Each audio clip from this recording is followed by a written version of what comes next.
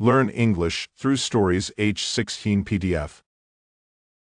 Adapted and modified by Kulwant Singh Sandhu. Contents: Adventures of Feluda, 1. Kailash Chowdhary's Jewel, Part 2, 2. Grammar page, by 2. Kailash Chowdhary's Jewel, by Satyajit Ray. Part 2.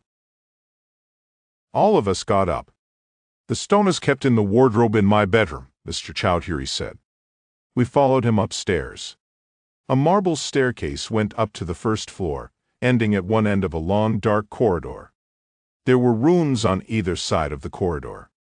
I did not actually count them, but at a guess there were at least 10 rooms. Some of them were locked.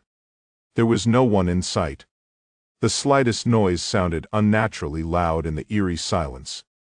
I began to feel uneasy. Mr. Chowdhary's bedroom was the last one on the right. When we were more or less halfway down the corridor, I suddenly realized that the door to one of the rooms was ajar. Through a small gap, a very old man was peering out, craning his neck to look at us. His eyes were dimmed with age, but as we got closer, I was shocked to notice the expression in them. The old man was staring with murder in his eyes. But he said nothing. I now felt positively scared. "That's my father," Mr. Chowdhary explained hurriedly, continuing to walk. "I told you he was senile, didn't I? He keeps peeping out of doors and windows, and he thinks everyone neglects him. That's why he looks so cross most of the time, but I can assure you every effort is made to make sure he's all right." The bedroom had a huge, high bed, and a wardrobe was next to it. Mr. Chowdhary opened it, pulled out a drawer, and took out a small blue velvet box from it. "I bought this box from a jeweler just to keep the stone in it," he informed us, and opened it. A glittering stone lay inside, about the size of a lichai, radiating a greenish-blue light. "This is a blue beryl. It's usually found in Brazil. There cannot be many of these in India, and certainly none of this size. I know that for a fact." Feluda picked up the stone, held it between his forefinger and thumb, and looked closely at it for a few moments before returning it to its owner. Mr. Chowdhary put it back in the drawer, then took out his wallet from his pocket. "This is an advance payment," he said, offering 5 crisp 10-rupee notes. "I'll pay you the rest when this business is cleared up, all right?" "Thank you," said Feluda, accepting the money. This was the first time I saw him actually being paid for his services. "I will need that note you were sent, and I'd like to speak to your nephew, please," Feluda said, as we climbed down the stairs. The phone in the drawing room started ringing just as we reached the last step. Mr. Chowdhary went quickly to answer it, leaving us behind. "Hello," we heard him say. This was followed by silence. When we entered the drawing room a few seconds later, Mr. Chowdhary replaced the receiver and sat down quickly, looking pale and frightened. It was that same voice," he whispered. "What did it say?" It simply repeated the same threat, but this time it was more specific. He actually said he wanted what I had found in an abandoned temple. "Did he say anything else?" "No." "And you didn't recognize the voice?" "No, all I can say is that it was a most unpleasant voice. Maybe you'd like to think again about taking on this case?" Feluda smiled. "I've finished thinking," he replied. We left the drawing room soon after this and made our way to the room of Mr. Chowdhary's nephew, Abanish Babu. We found him closely examining something on a table with a magnifying glass. As we entered the room, he swiftly covered the object with one hand and got to his feet. Come in," he invited. "I can see that you are very interested in stamps," Feluda remarked. Abanish Babu's eyes lit up. "Yes, sir, that's my only interest in life, my only passion, all I ever think of are stamps." "Do you specialize in any one country, or do you collect stamps from all over the world?" I used to collect them from wherever they happened to be, but of late I've started to concentrate on India. I had to sift through hundreds of old letters to get them. Did you find anything good? Good. Good. Abanish Babu began to look ecstatic. Are you interested in this subject? Will you understand if I explain? Try me, Feluda smiled. I don't claim to be an expert, but like most other people, I was once keen on collecting stamps and dreamt of acquiring the famous ones. You know, the 1-penny stamp from the Cape of Good Hope, the 2-penny from Mauritius, and the 1856 ones from British Guyana. 10 years ago their price was in the region of 100,000 rupees. Now they must be worth a lot more. Abanish Babu grew even more excited. Well then, he said with gleaming eyes, well then, I'm sure you'd understand. I'd like to show you something. Here it is. He took his hand off the table and revealed the object he had been hiding. It turned out to be a very old stamp, detached from an envelope. Its original color must have been green, but it had faded almost completely. Abanish Babu passed it to Feluda. What can you see? He asked eagerly. An Indian stamp, about 100 years old. It has a picture of Queen Victoria. I've seen such stamps before. Have you? Yes, I'm sure you have. Now then, take another look through this magnifying glass. Feluda peered through the proffered glass. Now what do you see, eh? Abanish Babu asked anxiously. There is a printing error. Exactly.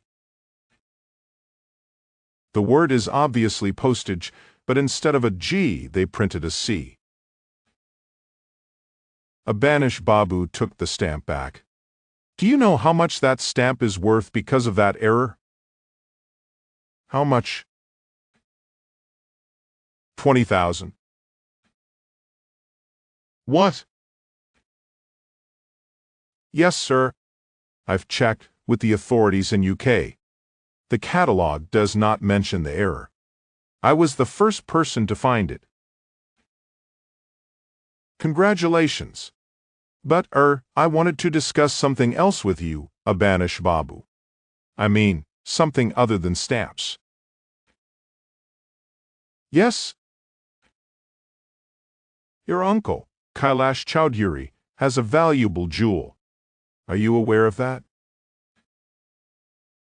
Abanish Babu had to think for a few moments before replying. Oh yes, I did hear about it. I know nothing about its value, but it's supposed to be lucky, or so my uncle said.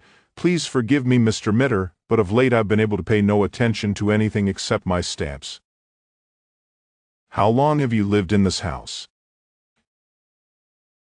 For the last 5 years. I moved here soon after my father died. Do you get on with your uncle? Which one do you mean? I have 2 uncles. One of them lives abroad. Oh?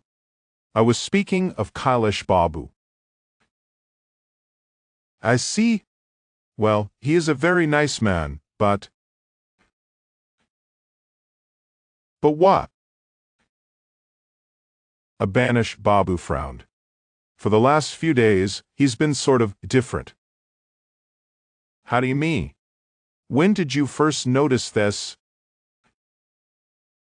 2 or 3 days ago. I told him about this stamp, but he paid no attention at all. Normally, he takes a great deal of interest. Besides, some of his old habits seem to be changing. How? He used to take a walk in the garden every morning before breakfast. He hasn't done that for the last couple of days. In fact, he gets up quite late. Maybe he hasn't been sleeping well. Do you have any particular reason to say this?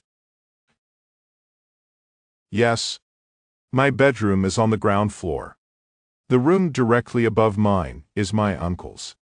I've heard him pacing in the middle of the night. I've even heard his voice.